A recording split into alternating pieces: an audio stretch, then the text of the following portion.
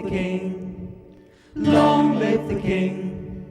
Long live the king. Long live the king. Donald Trump won the Electoral College vote today, ensuring he will become the next president. This is fucked up.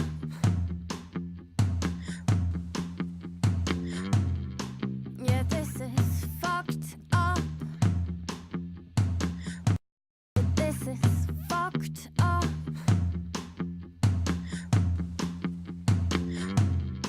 Yeah, this is fucked up.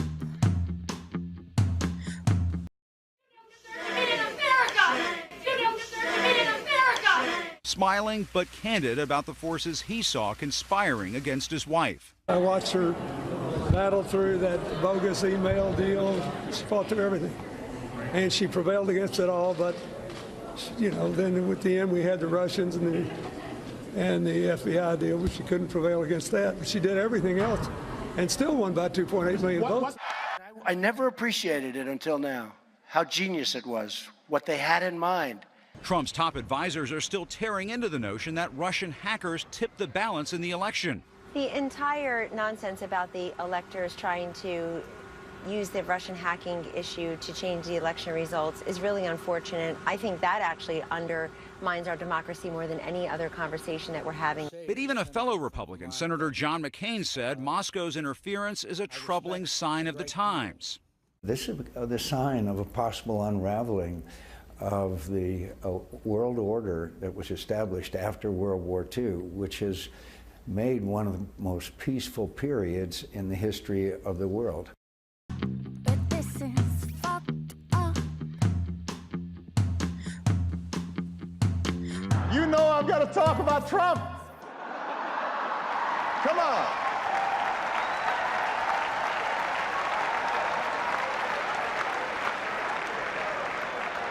We weren't just going to stop there. Come on.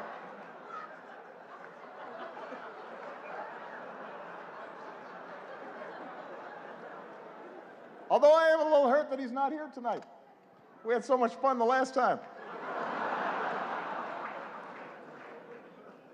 And it is surprising. You've got a room full of reporters, celebrities, cameras, and he says no. Is this dinner too tacky for the Donald? What could he possibly be doing instead? Is he at home eating a Trump steak? Tweeting out insults to Angela Merkel? What's he doing?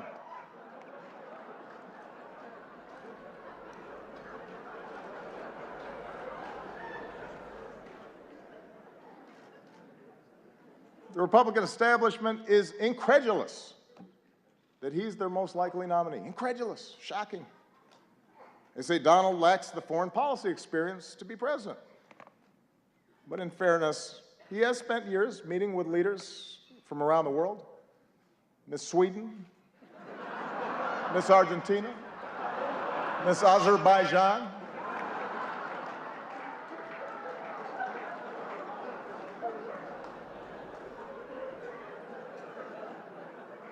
And there's one area where Donald's experience could be invaluable, and that's closing Guantanamo. Because Trump knows a thing or two about running waterfront properties into the ground.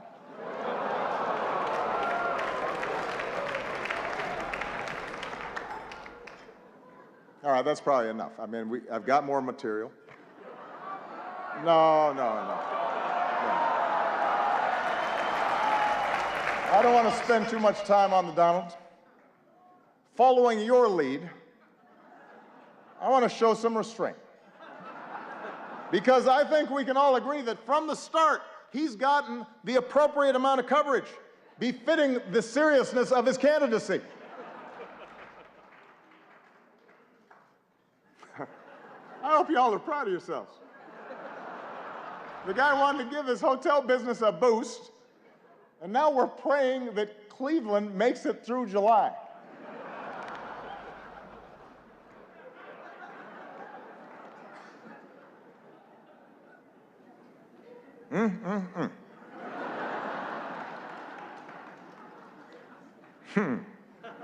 This is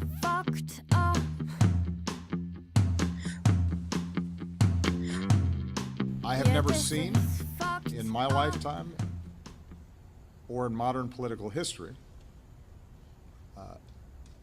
any presidential candidate trying to discredit the elections and the election process before votes have even taken place.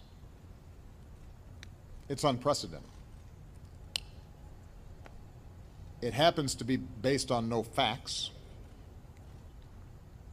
Every expert, regardless of political party, regardless of ideology, conservative or liberal, who has ever examined these issues in a serious way will tell you that instances of significant voter fraud are not to be found,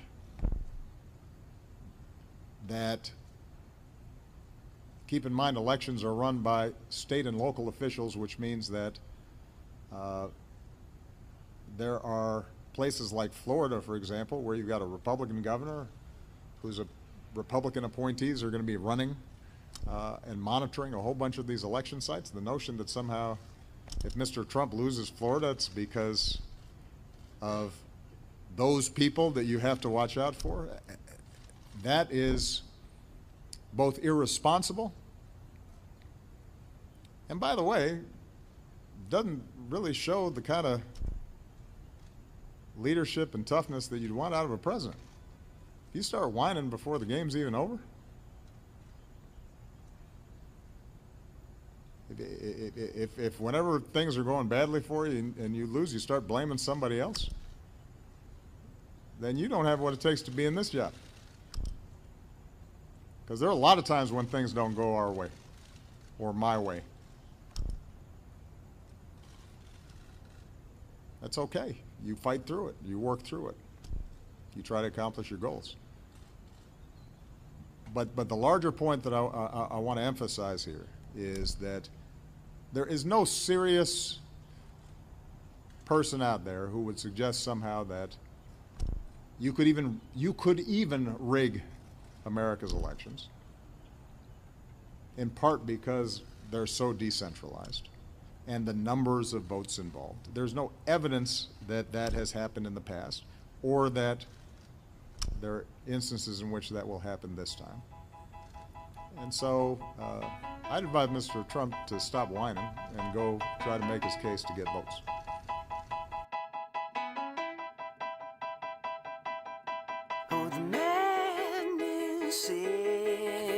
I think he's the worst president maybe in the history of our country. I think he's been a disaster. He's been weak. He's been ineffective.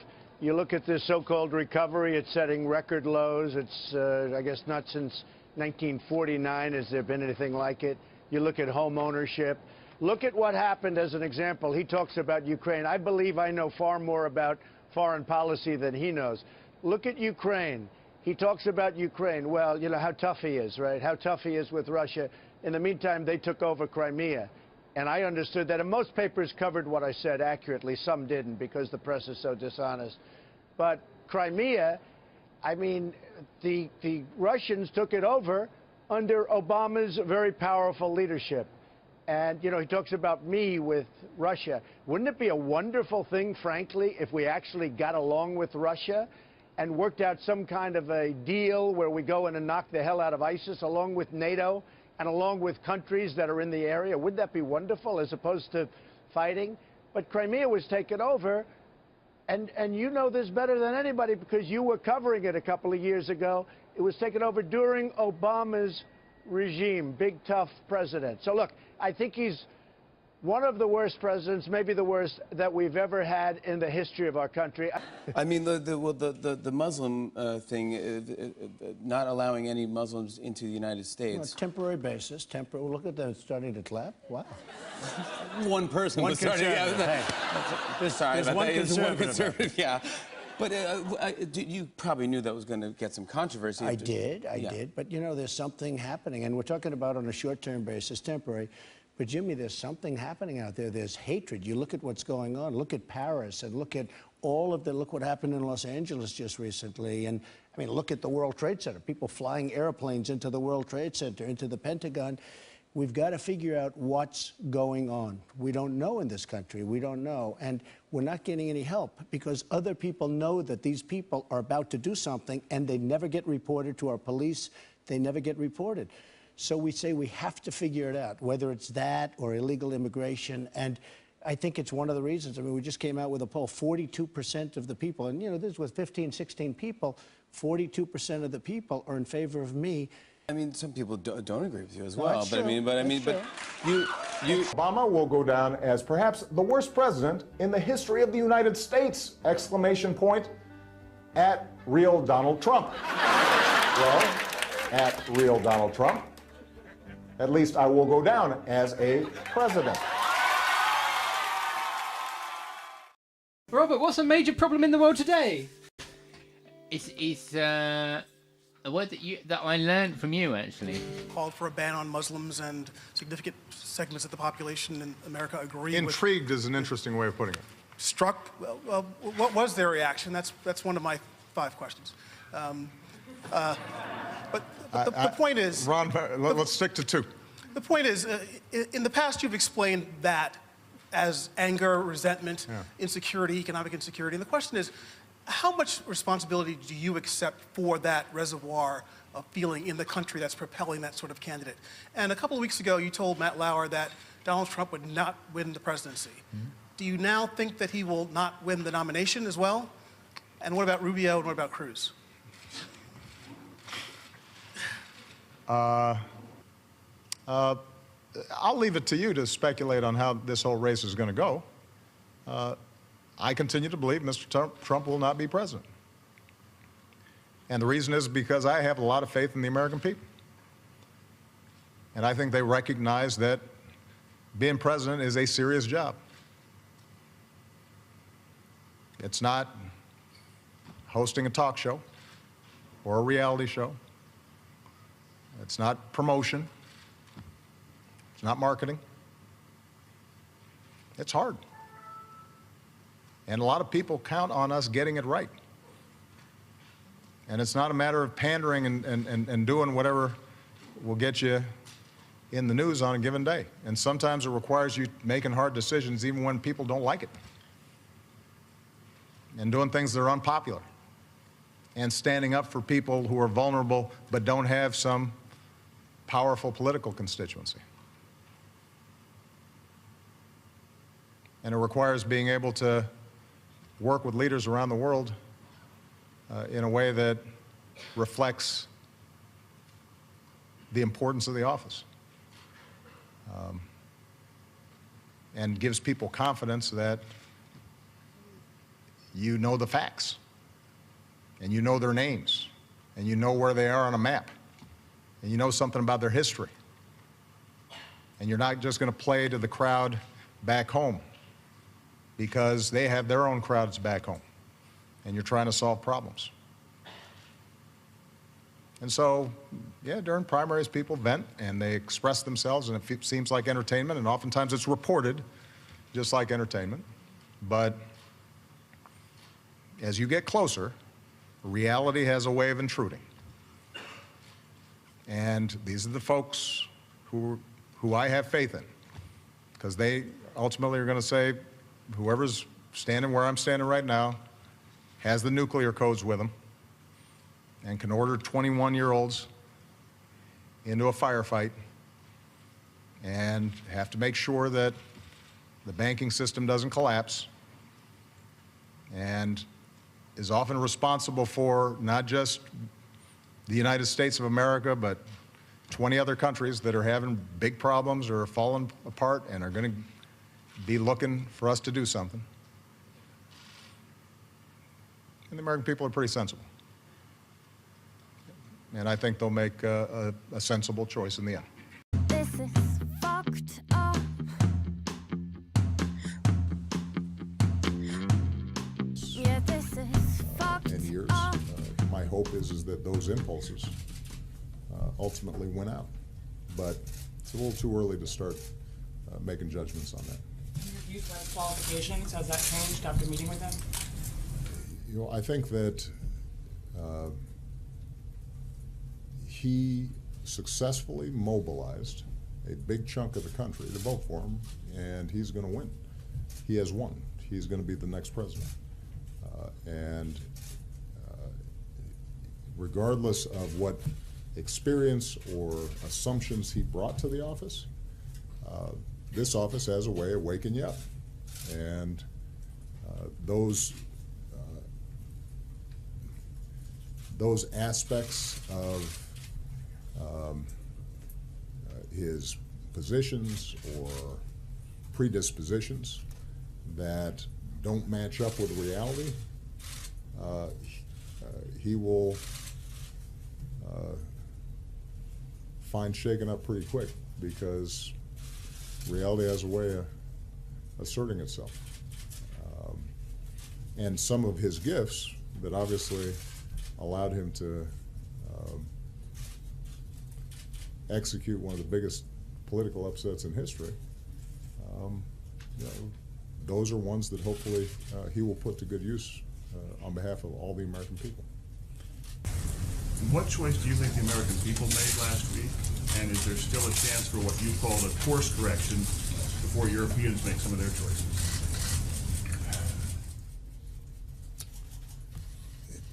I think the American people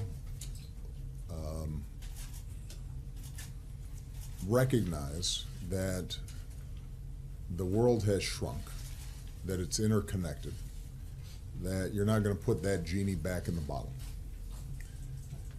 The American people recognize that their careers or their kids' careers are going to have to be more dynamic, that they might not be working at a single plant for 30 years, but they might have to change careers. They might have to get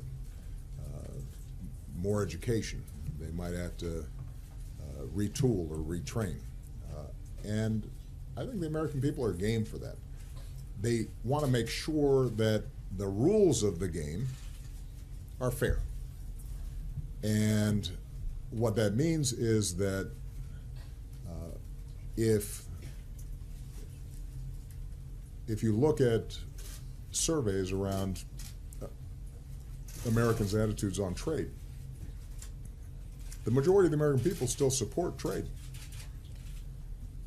but they're concerned about whether or not trade is fair and whether we've got the same access to other countries' markets as they have with us. Is there just a race to the bottom when it comes to wages and so forth? Now, I made an argument, thus far unsuccessfully, that the trade deal we had organized, TPP, did exactly that it strengthened workers' rights and environmental rights, leveled the playing field, and as a consequence would be good for American workers and American businesses.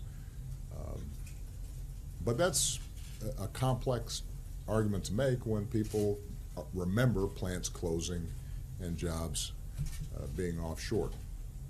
So part of what I think this election reflected was people wanting that course correction that you described, and the message around stopping surges of immigration, not creating new trade deals that may be unfair. I think those were themes that played a prominent role in the campaign.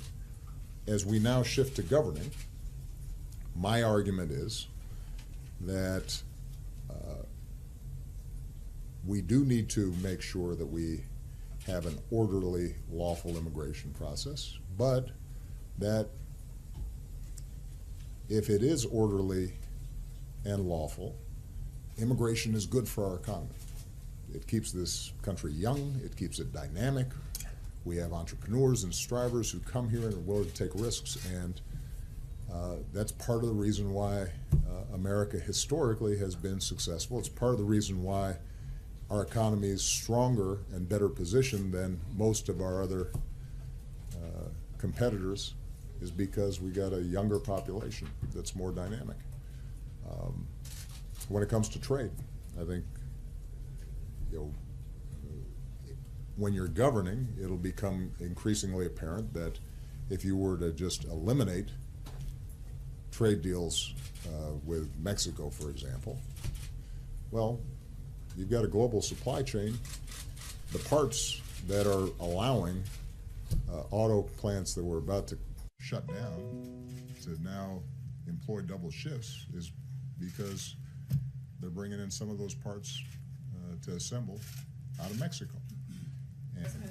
Given some of the harsh words you had about Mr. Trump, calling him temperamentally unfit to be commander-in-chief, did anything surprise you about President-elect Trump when you met with him in your office? And also, I want to know, does anything concern you about a Trump presidency? Well, we had a very cordial conversation, and that didn't surprise me to some degree because I think that he is obviously a gregarious person. He's somebody who I think likes to mix it up and to have a vigorous debate. And you know, what's clear is that he was able to tap into yes, the anxieties, but also the enthusiasm of his voters in a way that that was impressive. And I said so to him because I think that to the extent that there were a lot of folks who missed Trump phenomenon, I think that connection that he was able to make with his supporters that was impervious to events that might have sunk another candidate, that's powerful. Set hard and fast policy prescriptions than a lot of other presidents might be arriving with. I don't think he is ideological. I think ultimately he's pragmatic in that way, and that can serve him well as long as he's got good people around him and he has a clear sense of direction. Do I have concerns? Absolutely. Of course I've got concerns. You know, he and I differ on a whole bunch of issues. But you know, the federal government and our democracy is not a speedboat. It's an ocean liner, as I discovered when I came into office. It took a lot of really hard work for us to make significant policy changes, even in our first 2 years when we had larger majorities than Mr. Trump will enjoy when he comes into office. And you know, one of the things I advised him to do was to make sure that before he commits to certain courses of action, he's really dug in and thought through how various issues play themselves out. I'll use a obvious example where we have a difference, but it'll be interesting to see what happens in the coming year, and that's the Affordable Care Act. So obviously this has been the holy grail for Republicans over the last 6-7 years, was we got to kill Obamacare. Now, that has been taken as an article of faith, that this is terrible, it doesn't work, and we have to undo it. My view is that if they can come up with something better that actually works, and a year or two after they've replaced the Affordable Care Act with their own plan, that 25 million people have health insurance, and it's cheaper and better and running smoothly, I'll be the first ones to say, that's great. Congratulations. If, on the other hand, whatever they're proposing results in millions of people losing coverage and results in people who already have health insurance losing protections that were contained in the legislation, then we're going to have a problem. And I think that's not going to be unique to me. I think the American people will respond that way. So I think on a lot of issues, what you're going to see is now comes the hard part. Now is governance. We are going to be able to present to the incoming administration a country that is stronger, a federal government that is working better and more efficiently, a national security apparatus that is both more effective and truer to our values, energy policies that are resulting in not just less pollution, but also more jobs. And I think the president-elect rightly would expect that he's judged on whether we improve from that baseline and on those metrics, or things get worse. And if things get worse, then the American people will figure that out pretty quick. And if things get better, then more power to them. And I'll be the first to congratulate him. Mr. President, you had talked specifically about his temperament. Do you still have any concern about his temperament? I think what will happen with the president-elect is there are going to be certain elements of his temperament that will not serve him well unless he recognizes them and corrects them. Because when you're a candidate and you say something that is inaccurate or controversial, it has less impact than it does when you're president of the United States.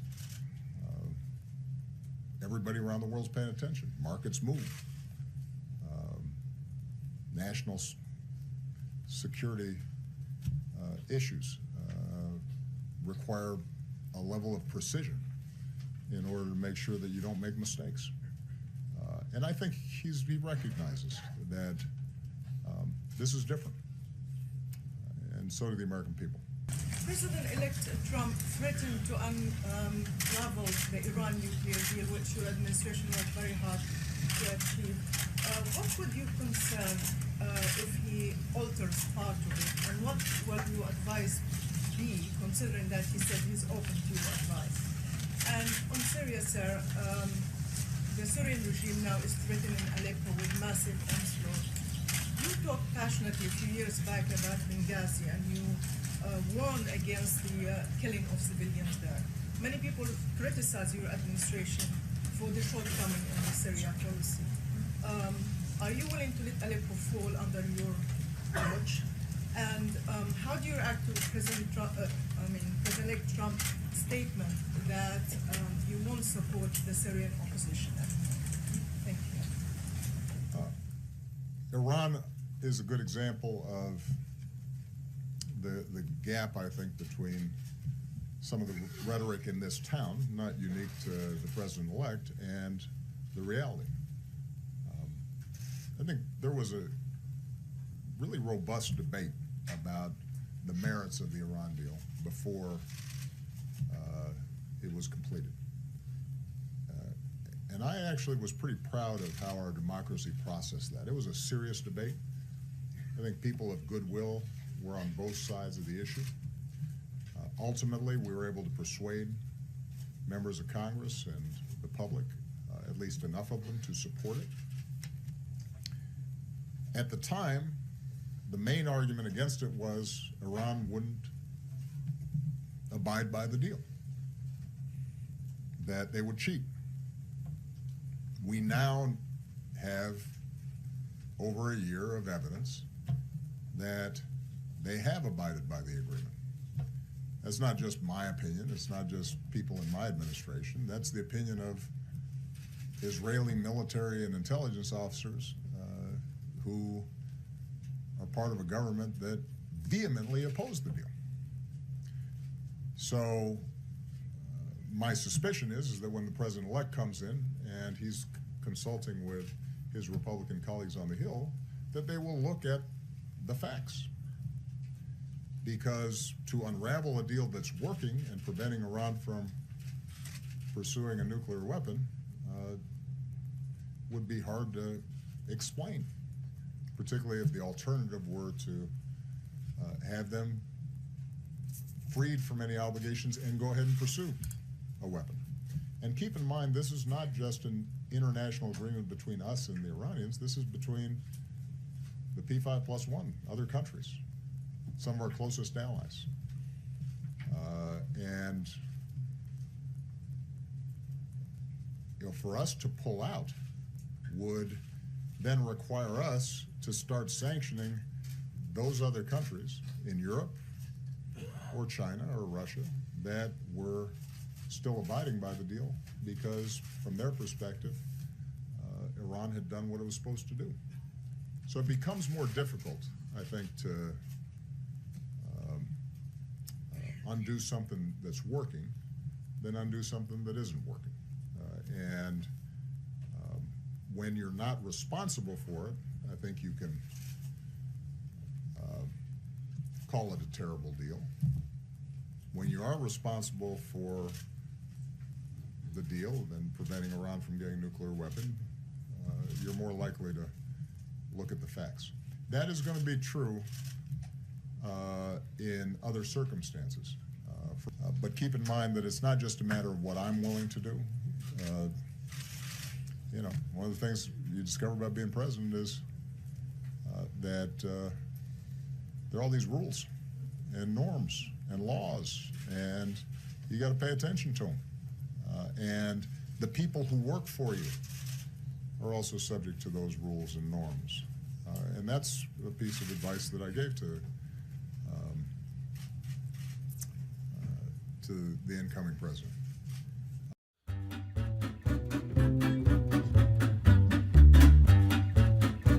Reaction to this election? Surprise? Surprise. Fear? I mean, it all ties together. Well, fear, you know, here's what I would honestly say. I don't believe we are a fundamentally different country today than we were 2 weeks ago. The same country, with all its grace and flaws and volatility and insecurity and strength and resilience, exists today as existed 2 weeks ago. The same country that elected Donald Trump, elected Barack Obama. I feel badly for the people for whom this election will mean more uncertainty and insecurity. But I also feel like this fight has never been easy. And the ultimate irony of this election is the cynical strategy of the Republicans, which is our position is government doesn't work. We're going to make sure that it doesn't. But they're not draining the swamp. McConnell and Ryan, those guys are the swamp. And what they decided to do was, I'm going to make sure government doesn't work, and then I'm going to use its lack of working as evidence of it. Donald Trump is a reaction not just to Democrats, to Republicans. He's not a Republican. He's a repudiation of Republicans, but they will reap the benefit of his victory in all of their cynicism and all of their, I will guarantee you Republicans are going to come to Jesus now about the power of government. One of the things that I think struck me odd about this election, and maybe I just missed it, was nobody asked Donald Trump what makes America great. And that was the part that what are wants to make America great again. Yes. Nobody said to him, well, what is it that makes America great? Correct. What is it you want to do that we're not doing now? What are the metrics? Because it seems like, from listening to him, the metrics are that it's a competition. And I think what many would say is what makes us great is America is an anomaly in the world. There are a lot of people, and I think his candidacy has animated that thought that a multi-ethnic democracy, a multicultural democracy, is impossible. And that is what America, by its founding and constitutionally, is. Like every other it's state, becoming more and more, correct, year by year. Correct. But do you think it's healthy that we have this now, that in fact this battle, this real sense of finding out who we are? Yes, but I also and whether we have gone off track in some way. Absolutely. You know, I would rather have this conversation openly and honestly than in dog whistles. You know, somebody was saying, there might be an anti-Semite that's working in the White House. And I was like, have you listened to the Nixon tapes? Like, forget about advising the president, the president. Like, have you read LBJ? Do you know our history? You know, this is, and we also have to caution ourselves to the complexity of that history. I thought Donald Trump disqualified himself at numerous points. But there is now this idea that anyone who voted for him has to be defined by the worst of his rhetoric. Like, there are guys in my neighborhood that I love, that I respect, that I think have incredible qualities, who are not afraid of Mexicans and not afraid of Muslims and not afraid of blacks. They're afraid of their insurance premiums. In the liberal community, you hate this idea of creating people as a monolith. Don't look at Muslims as a monolith. They are the individuals, and it would be ignorance. But everybody who voted for Trump is a monolith, is a racist. That hypocrisy is also real in our country. And so this is the fight that we wage against ourselves and each other, because America is not natural. Natural is tribal. We're fighting against thousands of years of human behavior and history to create something that no one's ever, that's what's exceptional about America, and that's what's, like, this ain't easy. It's an incredible thing. There's a bee in my bonnet, hello, hello, a bee in my bonnet, hello. There's a bee in my bonnet, hello, hello, a bee in my bonnet, hello. That anger, that frustration, that hurt, and turn it against the poor, turn it against people of color, turn it against Muslims. That is demagoguery of the worst kind. And if Trump attempts to do that, I will do everything that I can, along with millions of other people in this country, to say, sorry, that is not what the United States of America is about.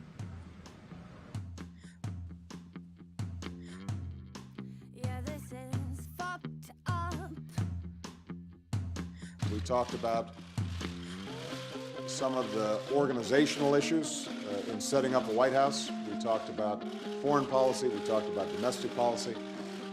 And as I said last night, my #1 priority in the coming 2 months is to try to facilitate a transition that ensures our president-elect is successful. I have been very encouraged by the, I think, interest in President-elect Trump's wanting to work with my team around many of the issues that this great country faces. And I believe that it is important for all of us, regardless of party and regardless of political preferences, to now come together, work together to deal with the many challenges that we face. And in the meantime, Michelle has had a chance to greet the incoming First Lady, and we had an excellent conversation with her as well, and we want to make sure that they feel welcome as they prepare to make this transition.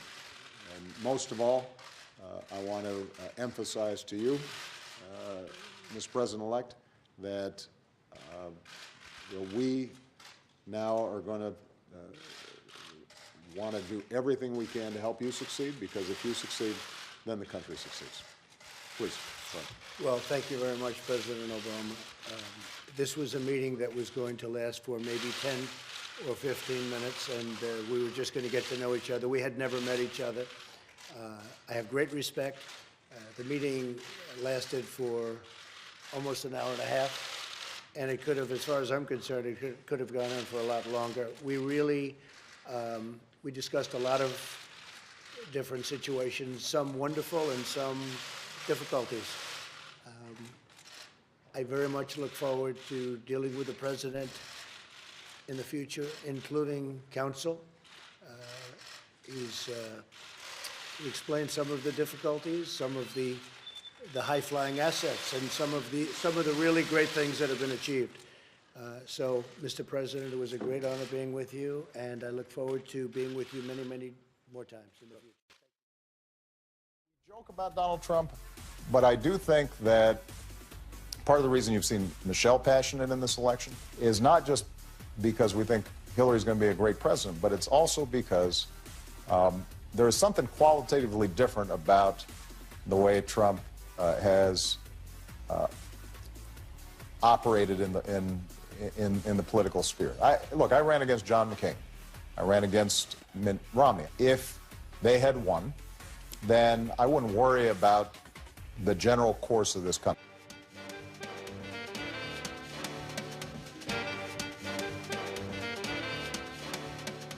Song is an ode to an oath. Long live the king, long live the king, long live the king, long live the king, long live the king, long live the king, long live the king, long live the king.